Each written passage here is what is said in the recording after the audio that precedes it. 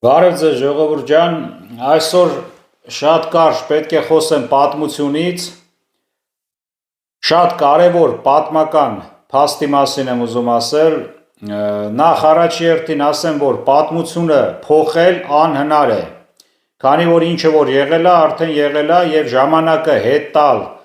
ինչ որ բաներ փոխել մենք անկարող ենք, բայց ինչի համար եմ այսօր սա ուզում ասեմ, քանի որ շատերը ուզում են փոխեն պատմությունը, ինչ որ մի կերպ մյուսի մեղքը բարդեն մյուսի վրա, այսպես։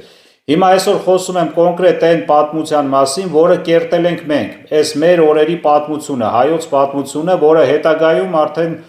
պետք է մարդիկ ուսումնասիրեն մեզանից հետո եւ այլն։ Դրա համար մի հատ նայեք ուշադրություն, այս վերջի ուրեմն 30-35 տարվա մասին է խոսքը։ Ինչ է կատարվել մեր հետ, Հայաստանի հետ։ Տեսեք, հերթով ուզում եմ գամ ու այս իմ ասածները հերքել անհնար է, հերքել, ով որ կփորձի հերքի, ես չգիտեմ այդ մարդկանց ինչ ասեմ,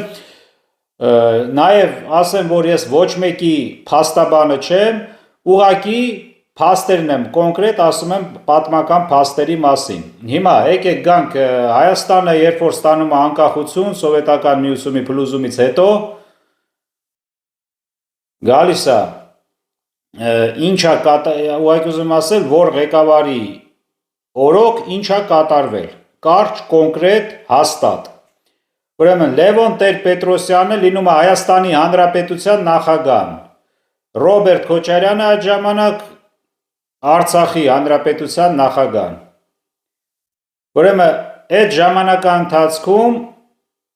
Լևոն Տեր-Պետրոսյանի օրոք Հայաստանը, հայ ազգը ազատագրում է իր պատմական հայրենիքը, Արցախը, սա փաստ է, կապ չունի, այնտեղ տարբեր խոսակցություններ կան, այդ մնացած բաները երկրորդական է, օրինակ որ, չգիտեմ, ասում են Լևոն Տեր-Պետրոսյանը չի ուզեցել, բայց գեներալներն են արել, զինվորներն են արել, մի խոսքով, ես ասում եմ փաստի մասին, վերջ, Լևոն Տեր-Պետրոսյանի օրոք ազատագրել ենք Արցախը։ Անցանք առաջ, Հայաստանի Հանրապետության ղեկավարը երբ լինում է Ռոբերտ Քոչարյանը, Ռոբերտ Քոչարյանի օրոք մեր թշնամիները նույնիսկ փորձել չեն անում, նույնիսկ մտքներով էլ չի անցնում հարձակվեն Հայաստանի կամ Արցախի վրա, մտքներով էլ չի անցնում։ Վերջ, սա ֆիքսեցինք, այս փաստը ֆիքսած է, սա փոխել